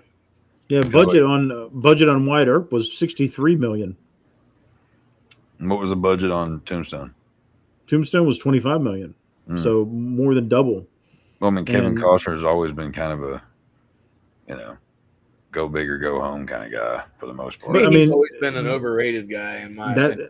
I mean, I like that movie Mr. Brooks that he did. That shit was pretty dope. But most Kevin, I don't know, like I fucking even like Robin Hood and shit was kind of whack in my eyes. I don't know. Right. I mean, that was a movie, Robin Hood. Yeah.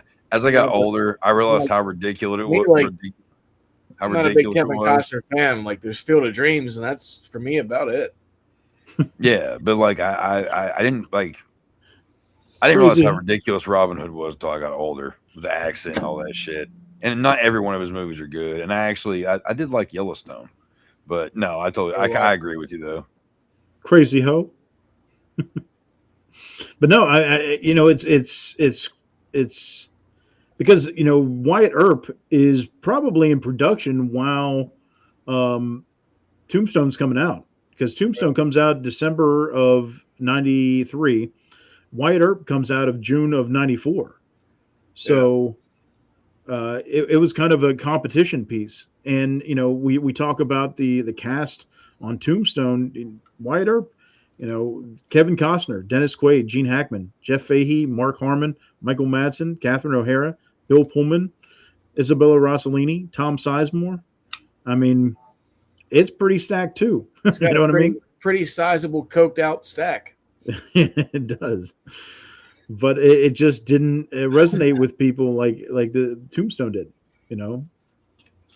And I think that ultimately comes down to not only the writing of Jar, but the performances of everybody in this film, because everybody just nails their role completely. It doesn't matter how big or small it is. Everybody delivers. Yeah. Another one, a blink and you'll miss it. The Mayor Clum is played by Terry O'Quinn. I remember him from Lost, so many other things too. Terry O'Quinn, Baltimore guy. Who else? God. Another one, you blink and you'll miss it. Whenever Earp and them kind of need sanctuary when they're out on their ride, they go to Henry Hooker's, and Henry Hooker, played by freaking legendary Charlton Heston. Ten Commandments. It's like, holy shit, it's Charlton Heston, and it's just such a very minor role. Damn dirty. Nobody gives a fuck about Charlton Heston. But yeah, man, just amazing cast of actors in this film, man. 100%, yeah. And not only that, I was talking about this the visual look of everybody. The wardrobe designer for the film was Joseph Porro, and everybody looks like $1 million in this film. Yeah. Oh yeah, definitely. So just props up and down. Not only from the writing, the acting, the set design, the costume design, everything looks perfect, in my opinion. From what I hear, like the filming of this movie was a real bitch. Yeah, why is that? Like they were saying, like just because all the dust and shit, like the actors started all coughing, and some of them were actually literally coughing up blood because the fucking dust and shit got in their fucking lungs. And then apparently, like later on in the film, like Val Kilmer almost got shot in the eye by like a piece of shrapnel from one of the guns during the scene with Johnny Ringo toward the end. Like Michael Biehn freaked out because as soon as he pulled the trigger, he felt something go off in the gun, and then Val Kilmer turned his head, and then like you see him like wipe his eye, and like if it would have been like 2 centimeters higher, he would have lost his left eye. And then in the one scene, one of the extras had a gun with blanks in it too, but because they were so dirty and shit from all the dust, from the horses kicking up dust and everything, like the dude was just supposed to like shoot around in the air, and like the whole scene was cut for whatever reason. But like whenever he shot up in the air, a piece of the shrapnel came out of the gun and like clipped Kurt Russell right in the ear, and it barely hit him. But if it would have like actually been like a few centimeters to the left or right or whatever, it would have like actually probably killed him. Yeah. But it's pretty fucking crazy. And then they would film from like 6 a.m. until midnight pretty much every day. Whew. That'd be tiring. Yeah. And then I guess at one point Sam Elliott was trying to leave because the script got changed so much that he felt like a lot of the significance got cut out. So like he ended up having a meeting with Kurt Russell and him, and they just kind of like pieced a bunch of shit together to make it like the story more tied in. Because the way they had to film it, it was all over the place. Like people were saying like whenever they edited the film, they weren't editing a film, they were fucking stitching back together Frankenstein. Jesus. Right. That'd be tedious as hell. Yeah. And I love it when, in real life, whenever they did this vendetta ride against the Cowboys, it wasn't as grandiose as it's portrayed in the film. They were going around shooting up all these Cowboys. Yeah, in real life, dope. Yeah. In real life, they only killed like 3 or 4 of them. It wasn't as massive as they show in the film. But, one of the things that always cracked me up was like they bust in on the Cowboys and the one guy's like, "Don't move." And Doc's like, "Nonsense, by all means, move." Yeah. He's just looking for a reason to shoot these fucking guys, man. I love it. And then like later on, the iconic scene, once Curly Bill's killed, Johnny Ringo's kind of mourning the loss of his friend, and he's all drunk and out in the streets, and he wants to challenge these guys, and he's, trying to get in a gunfight because he knows that he can beat Wyatt Earp in a gunfight, or any of them except Doc Holliday. And Doc's sitting there, with the barber, and and Johnny Ringo's talking about playing for blood, and Doc stands up. He's like, "I'm your Huckleberry," and it's like, oh my gosh, man, it's like, let's go. And he has the one shave. Yeah, he has the one gun behind him, and I think, oh wait, no, Curly Bill isn't dead at this point. Because they kind of Ringo. But he has that, that gun in his back and in his front as well. And he's like ready to go right there in the street. And I think that was kind of to portray, in real life, they were going to have a gunfight in the streets of Tombstone, and they both ended up getting arrested. And because ultimately in real life, what happens later on between Doc and Ringo wasn't, it's rumored to be what happened, but nobody knows for sure. And it all culminates with that, where, the Cowboys and the Earps and those guys are going at each other, and they're like, okay, we're just going to end this once and for all, one-on-one, Wyatt and Johnny Ringo. Because like I said, Johnny Ringo knows that he can beat Wyatt. And he's out there waiting in the woods, and all of a sudden you see the Shadow walking up, and Johnny Ringo's like, "Oh, I didn't think you had it in you." And it's such a good shot, because you think that it's Wyatt showing up to battle Johnny Ringo, and then all of a sudden out of the shadows it's Doc, and he's like, "Johnny Ringo, it looks like you look like somebody just walked over your grave." And at that point, Johnny Ringo's shitting his pants, man, because he knows deep down that he can't beat Doc, Yeah. And you see it in his eyes, where he's like, "Oh, we had some business that we didn't finish, play for blood," and he's like, "Oh, I was just fooling about or whatever," and he's like, "Well, I wasn't." And it's like, oh shit, it's on. And Michael Biehn, talks about it, how like they kind of rehearsed that scene, but like we said, working with Val Kilmer, he was always kind of in character. So they wanted to do that scene between Ringo and Holiday in a different way. You know, you think back to the old Westerns, and when you have that face off, it's kind of like, okay, well, you know, let's take 10 paces and then turn and shoot type thing or whatever. Here, they wanted to kind of be more intimate to where They're like 5 feet apart. Yeah, they were like right next to each other, and it was like, okay, and they're kind of like circling each other and everything like that. So it was just kind of different perspective that they wanted to give it that fight. And like I said, in real life, Johnny Ringo's body was found by a tree with a bullet hole in his head, but nobody knows for sure what happened. It could have been Earp, it could have been Holiday. It was officially ruled a suicide. So nobody really knows the story of what happened to Johnny Ringo, but in the film, obviously they take the liberties and based off of that story between Ringo and Holiday, you know, you see it from the beginning where it just kind of progresses along where, you know, they're kind of trying to one up each other with the pistol and the cup whenever they're in the streets and Doc is like, I'm your Huckleberry. And then ultimately you have this showdown between the two. That's the story, you know, between those guys. So such a good film, man. Oh my gosh. There's got to be a million things I'm leaving out. Is there anything, any scenes that kind of are your more favorites that I didn't mention? Chuck? I was sitting there thinking that. I mean, we've covered just about all my favorites.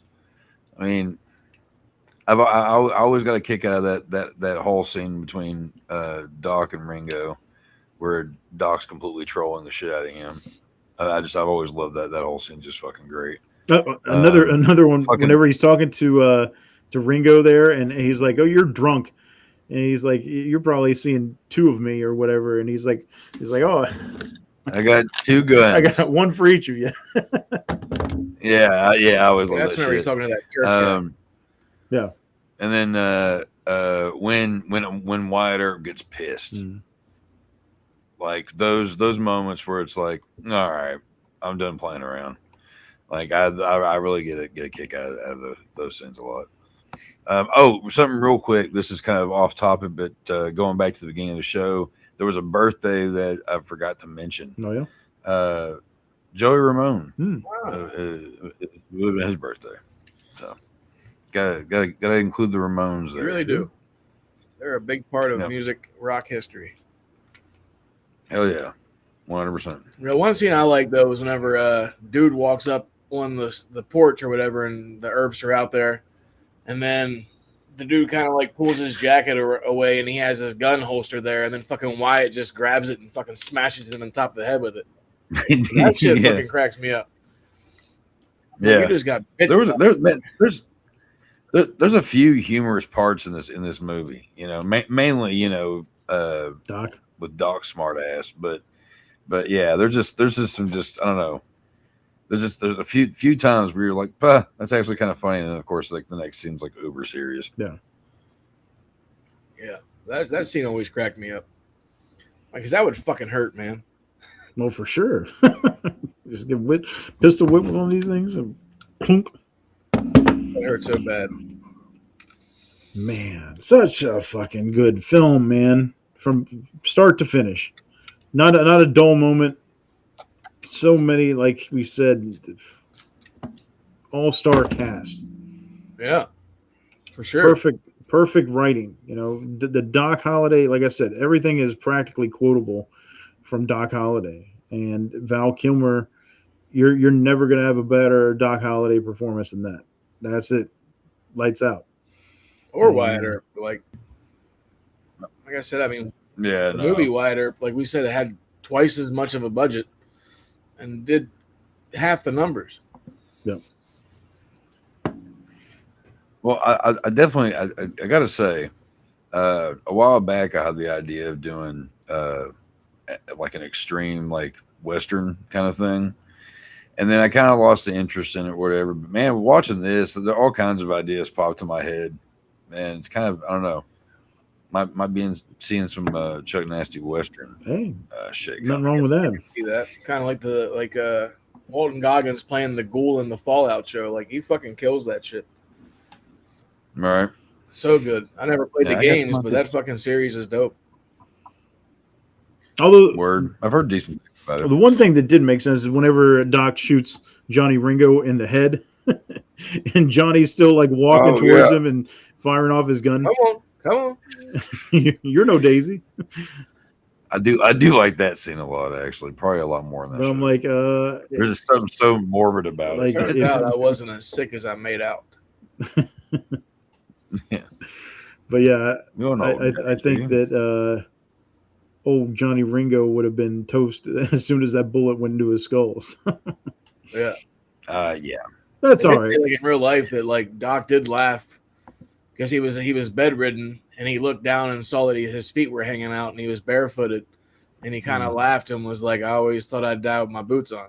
Yep. Like that was the actual real story that went down. So it's way sadder, but man, it's definitely a touching ending for this type of film. Yeah, man. Man, there's what we were talking about earlier. There's definitely a few scenes like that kind of tug at the heartstrings a little bit. The whole friendship thing and all that. Yeah, it's good shit. And I gotta say, after rewatching it last night and then talking about it and everything, like I'm gonna have to give it another watch here soon. And it's just such a good fucking movie. It really is. Good choice this week. Gonna say goodnight, boys. Good night, Mama. Good night, Andy. Good night, Mom. Night, Andy. Night, Mom. Night, Andy. Love y'all. Thanks for joining us at the OK video store.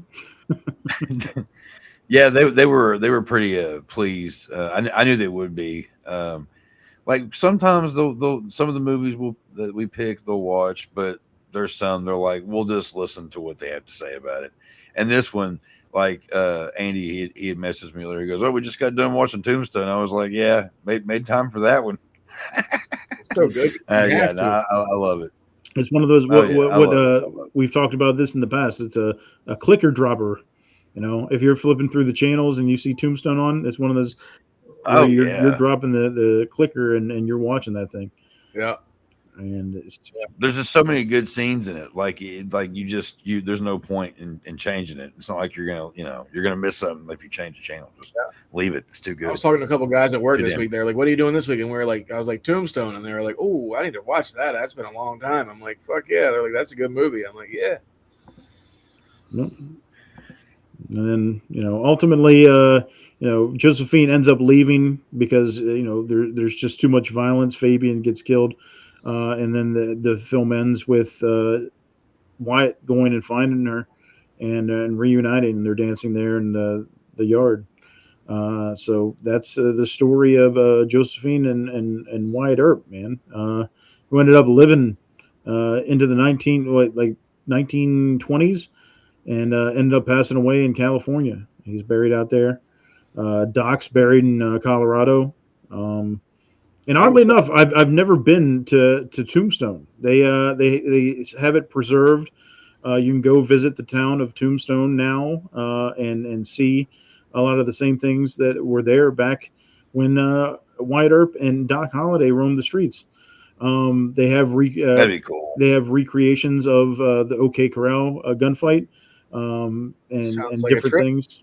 It's definitely going to be a trip. I was thinking about it whenever I was watching the film, and I was like, man, I can't believe I haven't gone out to Tombstone yet. I've been to Deadwood, man, and I loved it. It was just so cool. I'd love to go there too. It's such a cool place. It's supposed resting place. Fort Sumner, where Billy the Kid's supposedly buried with his pals. Yeah, man. We did The Quick and the Dead before. That was another one of my Western picks. I just love this time frame. I feel like if I could have picked any time period to be a part of in history, I probably would have went back to the Wild West because it just it suits me so well to where I can just see myself running around, trying to find gold and silver and gambling. I'm not women running around. Yeah, women getting the itch. Gunfights. I've There's said no that cure too, but like, I'm for it. not big on westerns, man. But I feel like I could have been such a menace back in the Wild West days.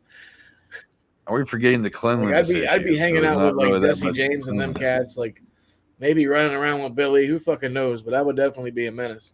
Yeah, man. Everyone stank back Oh, then. 100%. Dirty balls. There was everywhere. all kinds of. There was no cure. There was no. The common cold would kill you. Everything smelled like balls and ass. Just sweat. Yeah, no, I mean, it'd be cool to go back in time and visit for like a day. I'd hate winter time. But, I'd have to go somewhere warm. Oh yeah. I think it would just suck all around. Like It just sounds like, because when I was a kid, I thought it just sounds like fun to me, man. You know, it's, you know, out there mining for gold, mining for silver, you know, running around, riding horses, getting in gunfights, playing poker, you know. I actually just watched Blazing Saddles the other day too, so it's that's a good it's one. a good So good time period, man. And like I said, watching this got me on a minor western type kick. Yeah. Can I also throw out there Bone Tomahawk? There, Did we not talk about that? We mentioned it whenever we had Quick and the Dead night. Yeah. Okay. Yeah. That's a damn good one. Too. It is. Yeah.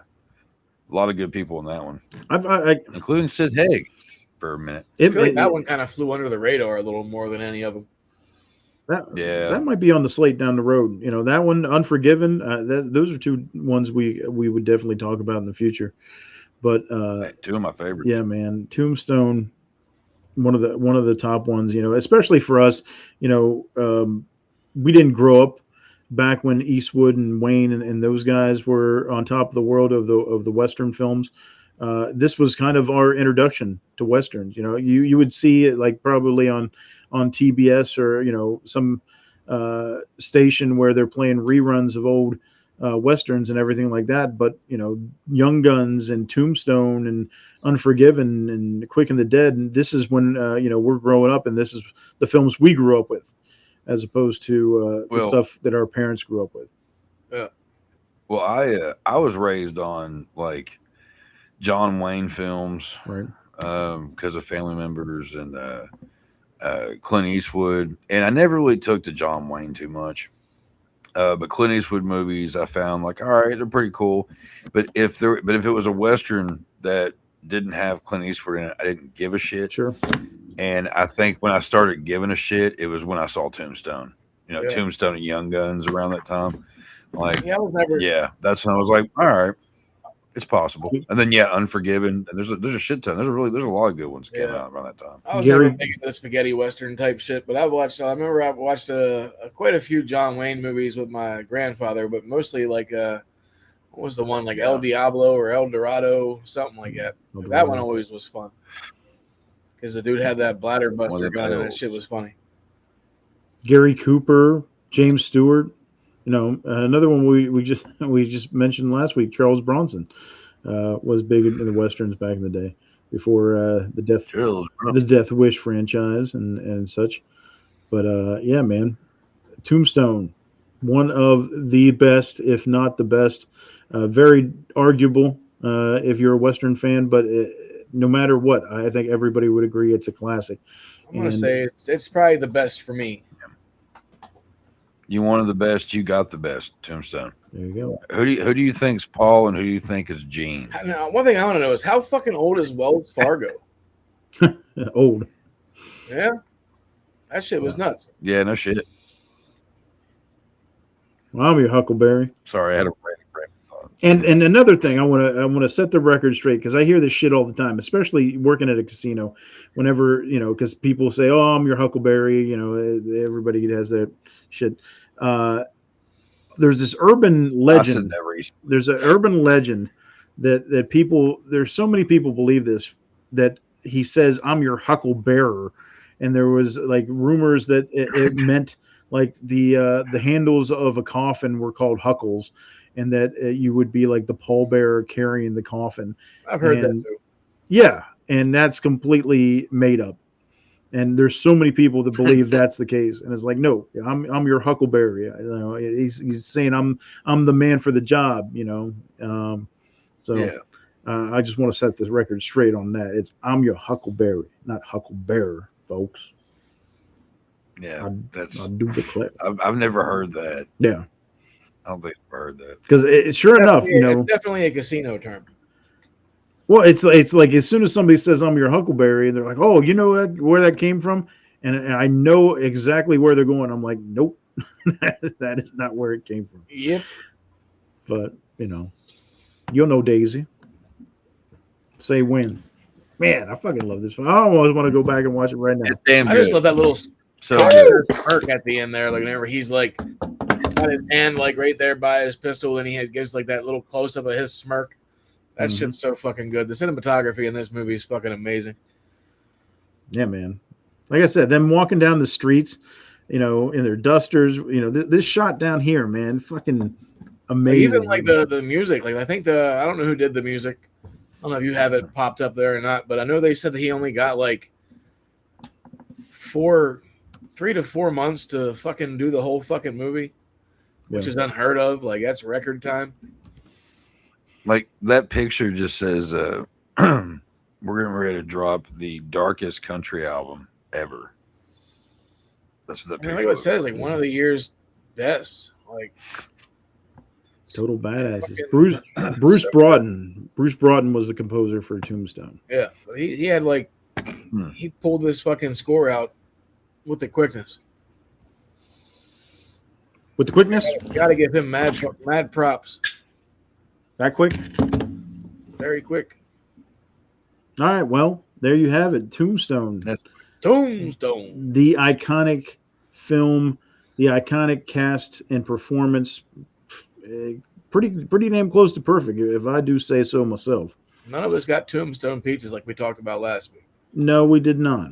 I was getting ready to say I could totally lie and be like, yeah, guys, I've got Tombstone pizza right here. I'm eating it, but I would be lying. We had tacos and I ate way too many. I went to see my mom this weekend, so I had to bring back some King's Pizza from Martinsburg, which is the best pizza anywhere in like the 80-mile radius from here. Because the pizza here in town is not very good. And a fun fact. It's not good. Now that we're talking about Tombstone, real quick, a fun little fact was that the city was named Tombstone by a prospector named Ed Schifflin, who went out that way, looking for silver. Just he was one of the original ones that went to this land. It was historically inhabited by the Hohokam people, and he went out there looking for silver. And some of the people, whenever he told him he was going out there looking for silver, they said the only thing you're going to find out there is your tombstone. So then once he started prospecting and found it, and the town blew up, he ended up naming it Tombstone, and that's where it came from. So nice. When's the pizza come into play? When does the Tombstone pizza come? I do not know. Let's see here. Why do they? I'm just trying to figure out why they call Tombstone pizza Tombstone pizza. Because it's bad for you and it'll put you in your grave. Too many preservatives. Hey, come on now. I like Tombstone pizza. Introduced in 1962. God so damn. It's been around longer than the movie. God damn. Yeah, but I mean, but why is it named that though? There's got to be something there. Tombstone Pizza was created in 1962 by brothers Pep and Ron Simic. They owned the Tombstone Tap Bar in Medford, Wisconsin, located across the street from a cemetery. Makes sense. There you go. Okay, then. All right. And the rest is history. Indeed. Burr, burr, burr. All right, well, there you have it. Tombstone, such a fun film to go back and watch, man. It's been too long. I need to watch this more often for sure. Yeah, because I love this film, man, and I had so much fun talking about it with you guys. And it's that time of the night when we go ahead and hit the button and see what the random clip generator pulls up for us. We have a random clip each week here on the show. It's usually some nonsense, but you never know what you might get. That's why it's random. So, without further ado, Chad and Mang, hit that button. Here comes the box of chocolates. You're sick, you know that, don't you?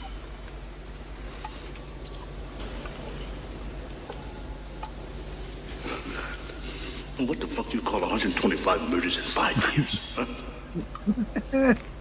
Work in progress. Yes. This is no fucking joke here. They are going to electrocute you. And there's nothing I can do anything about. But you gotta talk to me, man. In the end, my fucking family too. That's a good scene. This thing's like fucking your phones, man. We talk about shit and it just pops it up. Like we were just talking about doing Masters of the Universe on June 2nd for our next episode, and it fucking brings up a Dolph Lundgren fucking. Yeah, I'm starting to think that the random clip generator may be some kind of AI that has gone sentient, alien oriented.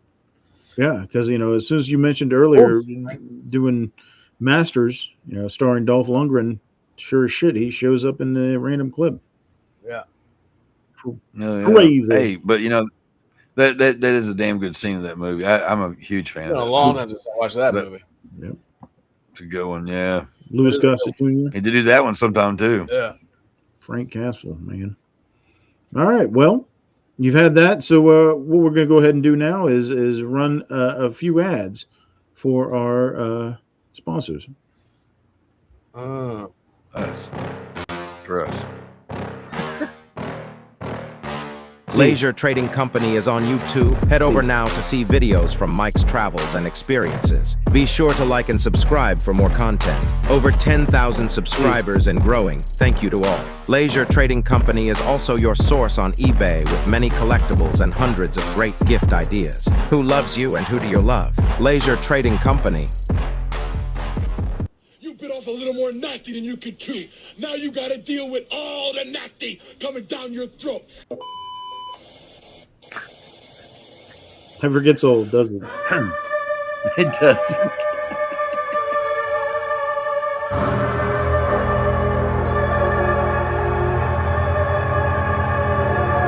I'm your Huckleberry.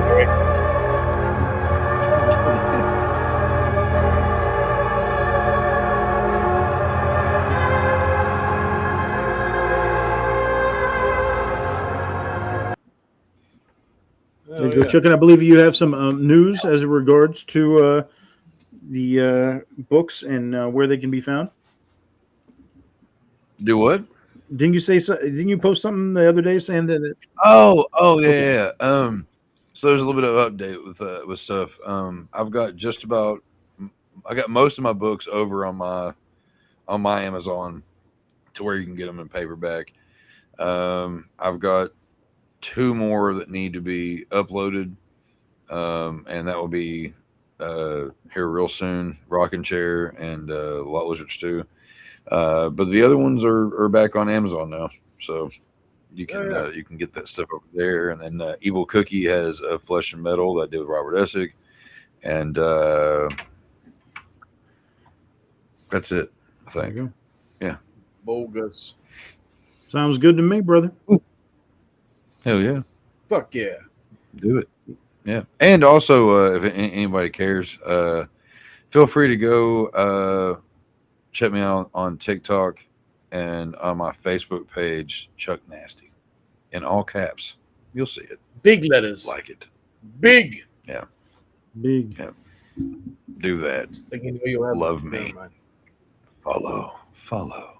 Just follow me. All right. Well, there you have it. We ran a little late tonight, got a little late start. But, Tombstone is one of those films, man, that we could talk about all night because it's such a great flick. But like Chad mentioned earlier in the show, we're not going to be around next week. So June 2nd, we're going to take a little hiatus, go and relax. We got the holiday weekend, even though it's supposed to be rainy out our way. Hopefully wherever you are, the weather is fantastic, so you can enjoy the holiday weekend, cook out and do whatever you do, and then come back and join. What's the holiday? What's the holiday? Memorial Day. Memorial Day. Oh, I'm really bad with that kind of shit. Memorialize your veterans. Yeah. So enjoy the holiday weekend and come back and visit us on June 2nd as we go back to 1987 and see the original Masters of the Universe starring Dolph Lundgren. And excited. You should see his face right now. Actually, it'll be fine. It'll be okay. I'm excited as we prepare ourselves for the new film coming out that same week. But I want to go ahead and thank everybody for joining us tonight, man. It's been a fun time. I just want to say, remember, our buddy Sir Sturdy will be on that week. I do believe he hit me up yesterday. So if you do not know who Sir Sturdy is, go check him out on Thursdays at Horror with Sir Sturdy, Fridays on Sturdovision, or Saturdays on Popcorn and Pints. There you go. 8 p.m. all around. Yep. Check out our brothers in podcasting. Thank everybody for joining us tonight. Thank you for all the subscribers, new and old, man. We truly appreciate you from the bottom of our hearts, and keep coming back. Keep liking, subscribing, sharing, all that fun stuff, because, this shit is free, and, it might not be the best thing, but it's free. So you can't lick a gift horse in the mouth, right? You keep us coming back. Keep coming back, man. We got to get David's ass back here, because we'll keep coming. You just keep the watching. Four horsemen need to reunite. But yeah, thank you to everyone once again, man. You guys are the best, and we'll be back with Masters of the Universe here in 2 weeks. So join us then, and thank you all. We will see you next Tuesday. Yeah. 2 Tuesdays from now. 2 Tuesdays. 2. Roll it. See you then, good folks. I'm waving. Good night. I'm waving. You can't see it, but I'm waving. He's waving. Good night. Peace out. You'll know Daisy.